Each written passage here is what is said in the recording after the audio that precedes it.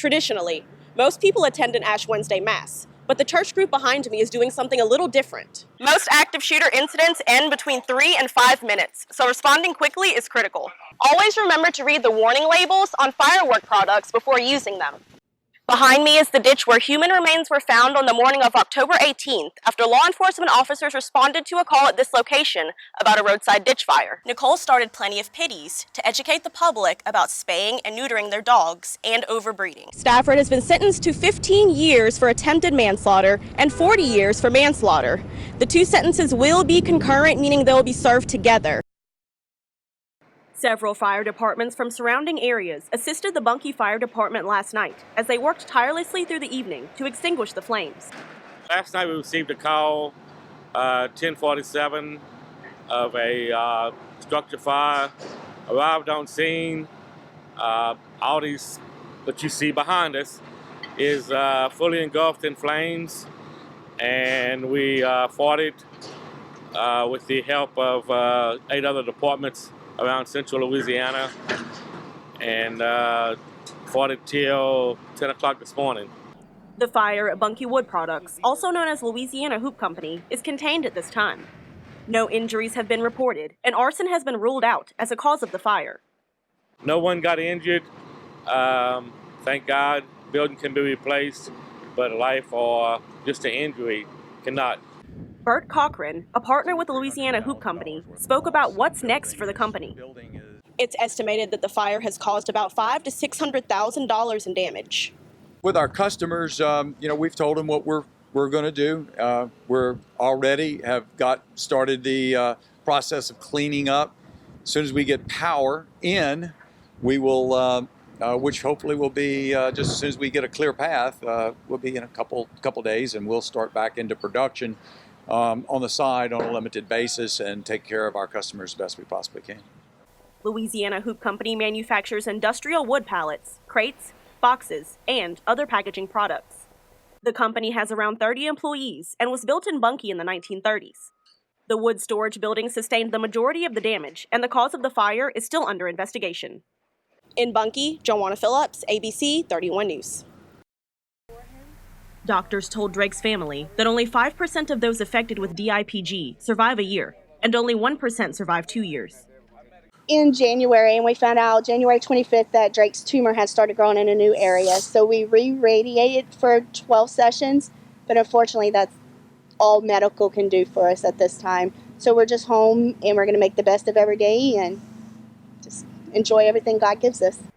Drake's father served in the Army and was once stationed at Fort Polk.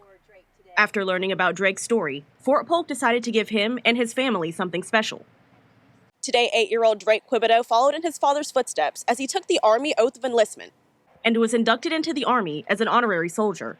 His father has quite good memories of his time in the Army, and it's probably something that his father has wanted for his son to enjoy. Drake's father stood at his side today, holding his right hand up as he took the oath of enlistment. This is something that I'll be able to cherish as you know, the things go along. Along with his induction, Drake was able to witness a felony takedown demonstration from the 519th Military Police Battalion and a full-day tour of Fort Polk. It just makes me so proud to see these soldiers really come together and make this special for Drake. Just imagine your healthy son one day driving a boat, has seizures and completely paralyzed for 6 weeks, and being told by the doctor, just go home and make memories. There's no hope. That's what we're living right now. At Fort Polk, Joanna Phillips, ABC 31 News. Blue balloons drifted off into the blue sky this morning as residents at St. Mary's Residential Training School celebrated World Autism Day and officially kicked off Autism Awareness Month. Autism has 3 main issues that is part of the diagnosis. One of them is communication deficits, another one is social deficits, and a third one is repetitive and stereotypic behaviors. Just over 63% of the residents here at St. Mary's Residential Training School have been diagnosed with some sort of autism, which is why this time of the year is special for those who reside and work at St. Mary's. So St. Mary's is a residential facility. We have 202 residents that live here, and we provide services for them. We're teaching them activities of daily living, how to dress themselves, feed themselves, bathe themselves, things that you and I would take for granted, we're teaching them to do. It's a time to educate the public about autism as a diagnosis and celebrate those who live with the challenges of autism on a daily basis. Today is really about creating awareness, understanding, and acceptance of people that are on the autism spectrum. There are so many people that are dealing with the challenges of autism spectrum disorder, children, adults, families. Residents of St. Mary's that have been diagnosed with autism, along with some of their family and staff members, gathered outside this morning to celebrate World Autism Day with their blue balloons. As blue is the color that represents the disorder, yet there's no set explanation as to why the color was chosen.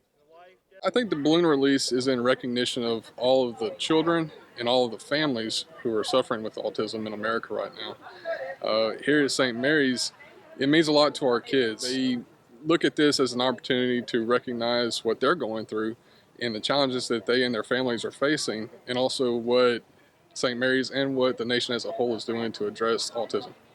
The Autism Society began their nationwide awareness program in the 1970s, and it was adopted by Congress in 1984, making the entire month of April Autism Awareness Month. And April 2nd was adopted as World Autism Awareness Day in 2007 by the United Nations. The disorder affects a number of individuals and families throughout the nation. According to the Center for Disease Control, 1 out of every 59 children in America is diagnosed with autism. People with autism are just like you and me, they just learn differently. Joanna Phillips, ABC 31 News. In 1955, the Vietnam War began. More than 3 million men and women left behind their families to travel a world away from everything they knew and loved to serve our country. Today, Vietnam veterans from around the Natchitoches area were honored for their service. It is to honor them for the 50th commemorative program for Vietnam veterans and to give them a pin honoring their service to our country. The veterans in attendance were given pins and certificates in recognition of their service. And of course, sharing stories with others was at the top of the list.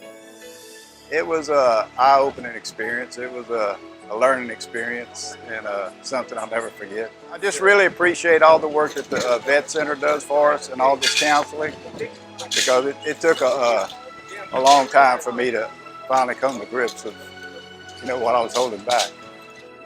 44th President Barack Obama commemorated the 50th anniversary of the war in 2012 with a proclamation. A statement from the proclamation reads, "While no words will ever be fully worthy of their service, nor any honor truly befitting of their sacrifice, let us remember that it is never too late to pay tribute to the men and women who answered the call of duty with courage and valor." By presidential proclamation on May 25, 2012, the commemoration of the 50th anniversary of the Vietnam War will last until Veterans Day in the year 2025. Join the nation and thank a Vietnam veteran, and remember those who fought who are no longer with us. Joanna Phillips, ABC 31 News.